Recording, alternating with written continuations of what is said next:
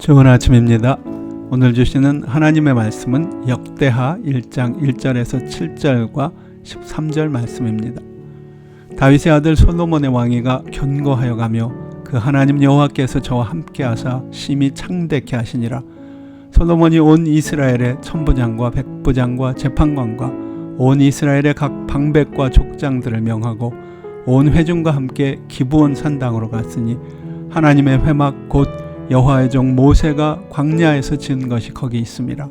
다윗이 전에 예루살렘에서 하나님의 계율을 위하여 장막을 쳤었으므로 그 궤는 다윗이 이미 기럇 여아림에서부터 위하여 예비한 곳으로 메어 올렸고, 옛적에 훌의 손자 우리 아들 부살렐에 지은 놋단은 여호와의 장막 앞에 있더라. 솔로몬이 회중으로 더불어 나아가서 여호와 앞 곧 회막 앞에 있는 놋단에 이르러 그 위에 일천 희생으로 번제를 드렸더라. 이 밤에 하나님이 솔로몬에게 나타나서 이르시되 내가 네게 무엇을 줄고 너는 구하라. 이에 솔로몬이 기브온 산당 회막 앞에서부터 예루살렘으로 돌아와서 이스라엘을 치리하였더라. 오늘의 제목은 성막이 성전이 되어도입니다. 인간 사회에서 가장 근본적인 갈등 중에 하나는 세대 간의 갈등입니다. 세대 간의 갈등은 시대를 막론하고 없었던 적이 없었습니다. 그 갈등의 정도가 그리 두드러져 보이지 않는 시기도 있었을 것입니다. 그러나 더러는 그 갈등이 심각하고 위태한 시기들도 있었습니다. 출애굽 세대는 안타깝게도 모두 광야에서 죽었지만 광야의 여정 중 태어난 광야 세대는 약속의 땅을 볼 수 있었습니다. 여호수아와 함께 약속의 땅을 정복한 시대의 사람들은 하나님을 믿고 신실했지만 전쟁을 알지 못하는 새로운 세대는 모두 자기 소견에 좋은 대로 살았습니다.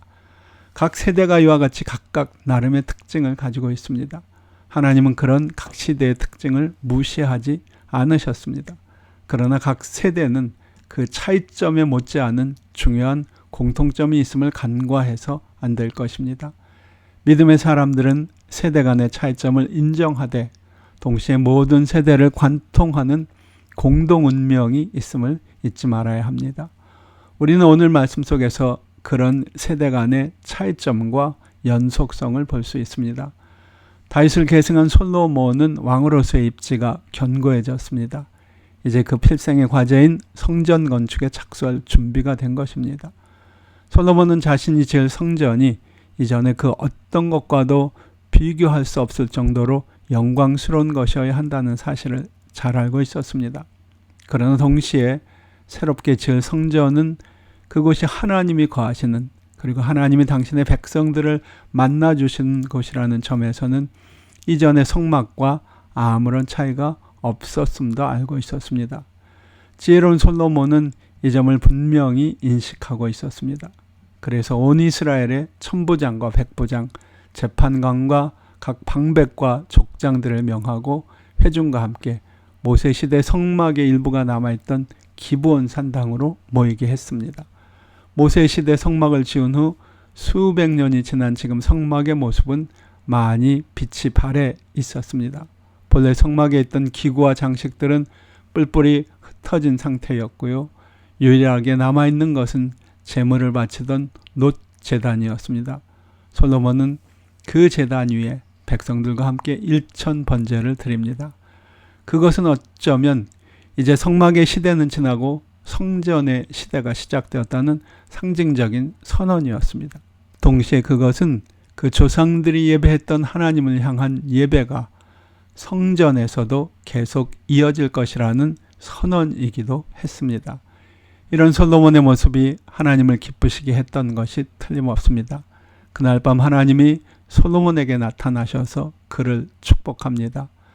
성막에서 성전으로 바뀌어지는 변화는 크고 의미심장한 변화였습니다.